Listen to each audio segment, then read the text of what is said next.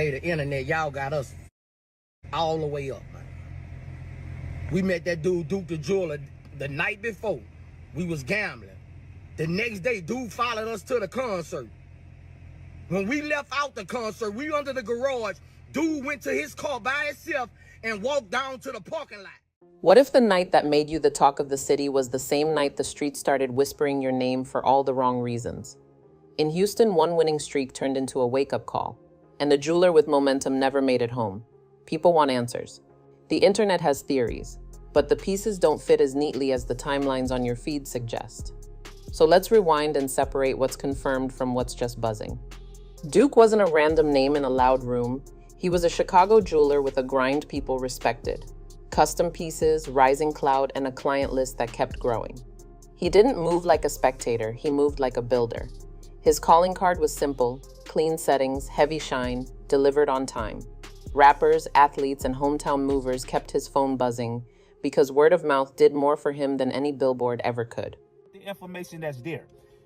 What he did say in that video when people were saying his cousin did it was that Duke the Jeweler contacted one of his homies, or whatever, however they want to say it. He showed up where the culture lived. Studios, release parties, backstage meetups, shaking hands, measuring wrists, taking notes, then disappearing to make it perfect.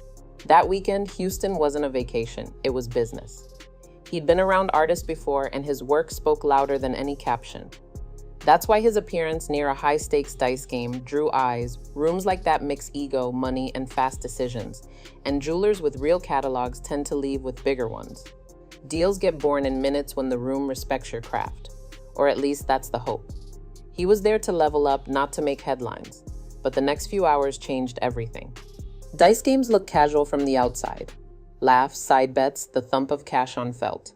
But the room runs on unspoken rules: status, pride, and the kind of money that can turn friends into rivals in one roll. Wins aren't just cash, they're bragging rights.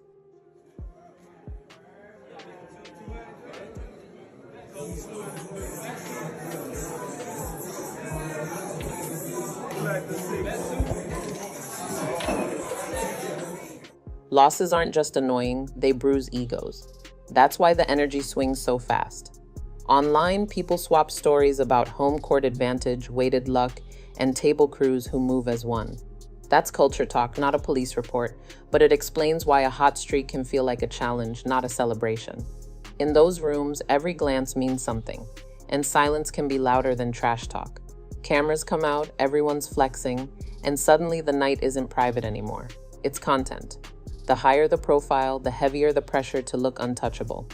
Add in entourages, side hustles, and the simple math of too much money in too small a space, and the risk curve spikes. Ain't nobody really win, you know what I'm saying? Like, dude lost his money and, four dude left, dude was like, man, I won't make a piece for you. Woo-de-woo. I'm like, make me a gold piece. You know what I'm saying? So he's like, I'm gonna make you a gold piece. Dude was cool as a... Security is loose, pride is tight, and nobody wants to be the one who got on video. That's how a harmless roll turns into a room full of hard stares. After other high-profile nights ended in chaos, the entire ecosystem around these games started to look radioactive to the public. Same city for some of those headlines, similar backdrop, different cases, but the pattern people felt was enough to stain every invite with suspicion. And that context is exactly why the next part blew up online. Here's the part we can cite. Duke was seen at a dice game in Houston. He later ended up at a concert Boosie performed at. After the show, Duke walked toward his car. Police say two men stepped out of a black GMC, approached, and opened fire. They fled. Duke died from multiple gunshot wounds. At the time, authorities described suspects but did not place public charges on anyone tied to the room that night. The facts are stark. The rest gets noisy fast. Why did Boosie's name surface? Proximity. That's the short version. We got Boosie in the office today, and it's not looking too good. A lot of people saying that he had something to do with Duke the Jeweler. I really don't know because we're not there, but from the outside looking in, I'm just gonna let this play out, hearsay. Duke posted clips, people saw faces, they connected dots on social media that the official record didn't. Within hours, the comments turned accusatory.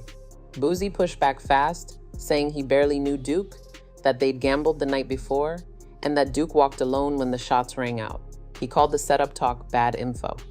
The response didn't cool anything down. It poured gas on a search for tells. Viewers slowed the footage, parsed pauses, and did body language play-by-play like it was a courtroom. Reaction channels stitched his quotes with on-the-ground rumors, turning scattered posts into a storyline. Timelines got rearranged in threads. A single sentence from an interview became the headline for 100 clips. None of that is the same as evidence, but online, confidence often beats sourcing. That's when somebody tried to rob him and killed the dude. What the hell my 19-year-old cousin gonna try to rob and kill somebody? Bro, we getting money, man. We getting money. That ain't our stilo. As a boss, I ain't letting that go down like that, man. The faster he denied it, the more people chose to read the denial as a clue. That's how proximity becomes narrative, and narrative starts to feel like proof. And once the rumor machine starts, it rarely slows down. This is where we hit the brakes.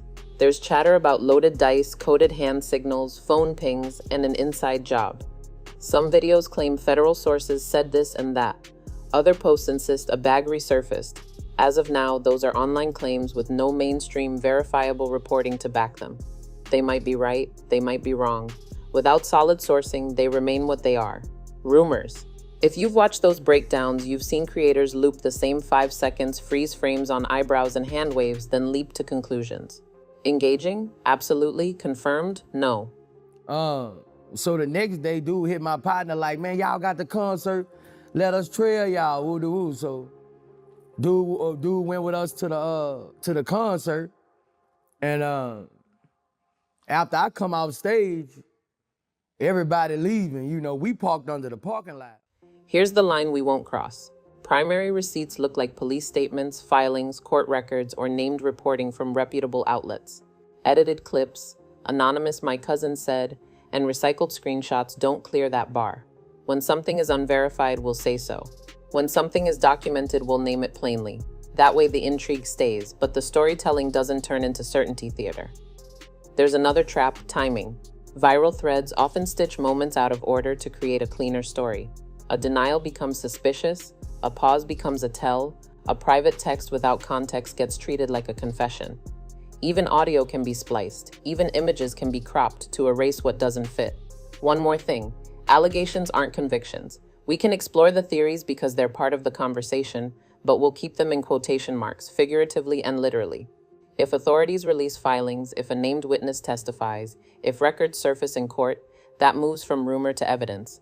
Until then, the loudest theory isn't the truest one, it's just the most shareable. But even without proof of a grand plan, the obvious question stays on the table.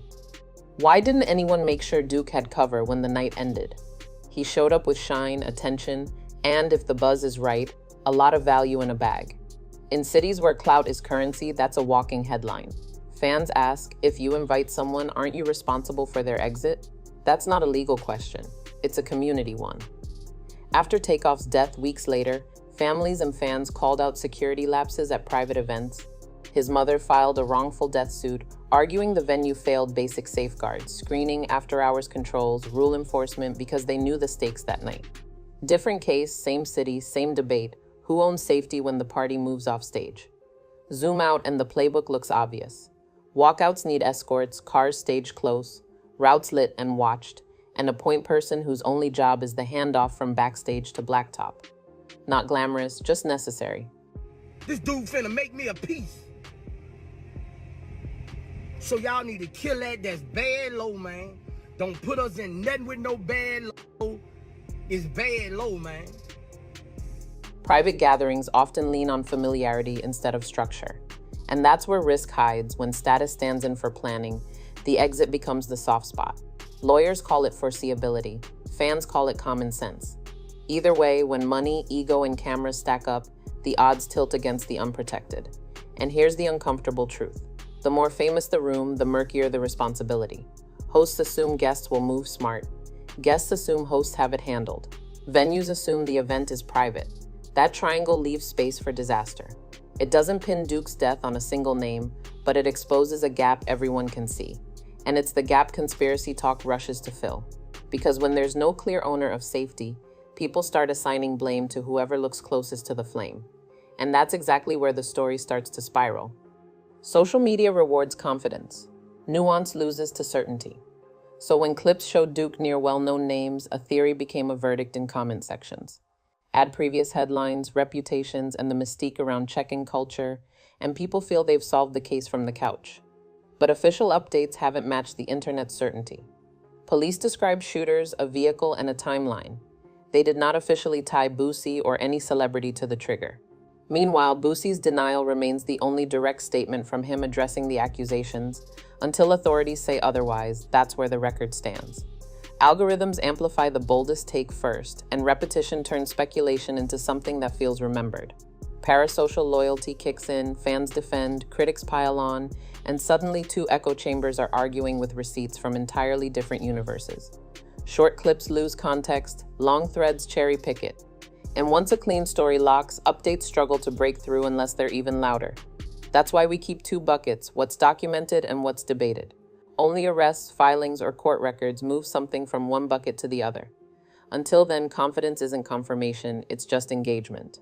Still, there's a bigger story here than one case. Houston's scene is powerful. Labels, legends, and long memories. Dice games and after parties aren't just about cash. They're about ranking. That's why winning can feel dangerous. People don't just guard money, they guard image. When those worlds collide, artists, entrepreneurs, entourages, and outsiders, the margin for error shrinks. Takeoff's death, though separate, amplified the fear. Too many nights, too little control. Police and courts continue the long grind on that case. Fans lump it all together, and that's how you get a climate where every tragedy becomes a pattern, whether or not the specifics match. Promoters want the glow, artists want the room, crews want respect. Ad phones, live streams, and the pressure to look untouchable, and small slights feel huge. A smirk reads like disrespect. A win reads like a dare. Even leaving becomes a performance. Who walks out first, who looks back, who says what on the way to the car. In cities where reputation is currency, these micro moments spend like real money. There's also the who vouches for who problem. Some call it courtesy, others call it a toll. Either way, the expectation exists. If you're moving in someone else's backyard, you move with their people. That can keep a night calm or trap it in politics. Because the second something goes wrong, loyalty lines get drawn, and the truth has to fight through layers of pride before it gets a voice. So the pressure piles up long before any headline. Not just to win, but to be seen winning. Not just to be safe, but to look fearless. That tension makes quiet planning feel uncool, and loud choices feel inevitable. Which is why when things break bad, the city doesn't just grieve. It argues about responsibility, about culture, about whether any of this can change without the shine dimming. So where does that leave Duke's story? Here's the sober part. Duke is gone. A family lost someone who was supposed to be on a business run, not a last ride. Police described two suspects who fled in a black GMC. Boosie, who was near Duke in the hours before, says he wasn't involved. To date, no official filing has publicly contradicted that denial. Everything else lives in the gray, unverified claims, comment section detective work, and long videos with strong captions. If that changes, it'll change because authorities say so, not because a clip hit 1 million views. Until then, the story is tragic enough without embellishment. There's also the human angle that gets buried when timelines start trending. A mother, a circle of friends, and clients who wore his work like armor now have to scroll past theories to find basic updates. That's the cost of speculation. It steals oxygen from the people who actually need answers. Curiosity is fair, certainty without proof isn't. What we can do is respect the line. Share facts, label rumors, and remember that a real investigation doesn't move at the speed of a feed. If you have information, you talk to detectives, not just comments. If you don't, you keep the story honest by keeping it honest about what we don't know. Duke's legacy isn't a thread. It's the craft he left behind and the plans he didn't get to finish. But there's one more reason this still matters. If you carry value, you need a plan. Not just for the room, but for the doorway, the lot, and the ride home. That's not victim blaming, it's reality. Nights with status and money require boring logistics. Exit routes, drivers, eyes on the door, because when the flex ends, the risk starts. If anything good can come from a story this heavy, it's the message artists and entrepreneurs keep repeating after Houston's worst nights: protect the people you invite and protect yourself like the room is watching. Because it is. That plan looks simple on paper. Leave with a buddy, not bravado. Stage the car close, keep the bag quiet and the path lit. Don't live stream your location. Post the highlight reel after you're home. Rotate one person who watches nothing but the exits. If money must move, keep it cashless when you can, and split what can't be replaced from what can. Trackers in cases, inventory photos saved. Meet for business in controlled spaces, not hype rooms built for ego. None of that is glamorous. All of it is insurance. And here's the uncomfortable truth. Safety is a team sport. Hosts own the handoff. Venues own the perimeter. Guests own their choices. When everyone treats the exit like the encore, nights end quietly, and that's the goal no one brags about. Because the smartest win is the one nobody notices. And if the internet is watching too, it will write the ending for you. Duke's legacy isn't a rumor. It's the work he left behind and the reminder he forced on everyone who moves with shine. Winning the night isn't the same as surviving it. As for the finger pointing, let's be honest. Certainty without evidence feels powerful for a moment, then falls apart under daylight. If something concrete emerges, we'll revisit it. Until then, the fair question isn't who can we blame today? It's how do we stop another family from getting that phone call?